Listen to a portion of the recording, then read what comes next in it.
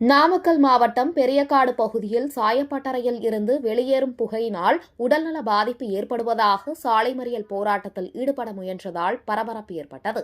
பள்ளிப்பாளையம் அருகே பெரியகாடு பகுதியில் செயல்பட்டு வரும் விஜயலட்சுமி டையிங் என்னும் தனியார் சாயப்பட்டறையில் இருந்து வெளியேறும் புகையால் சுற்றுவட்டார மக்களுக்கு கண் எரிச்சல், அலர்ஜி, தோல் மற்றும் சுவாச பாதிப்புகள் ஏற்படுவதாக பொதுமக்கள் குற்றம் சாட்டுகின்றனர்.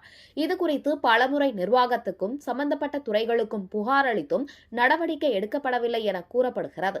இதனால் இன்று அலமேடு, பெரியகாடு உள்ளிட்ட பகுதிகளை சேர்ந்த 50க்கும் மேற்பட்டோர் பள்ளிப்பாளையம் திருச்செங்கோடு சாலையில் சாலை மறியல் போராட்டத்தில் ஈடுபட முயன்றனர். தகவல் அறிந்து வந்த போலீசார் போராட்டக்காரர்களை காவல் நிலையத்திற்கு அழைத்து சென்று பேச்சுவார்த்தை நடத்தினர்.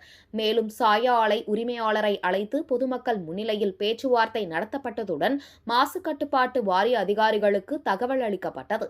பகுதியில் 20க்கும் மேற்பட்ட சாய ஆலைகள் செயல்பட்டு வருவதாகவும், சுத்திகரிப்பு செய்யாத கழிவுநீரை கால்வாய் வழியாக காவிரி ஆற்றில் கலக்கப்படுவதாகவும் பொதுமக்கள் குற்றம் சாட்டியுள்ளனர்.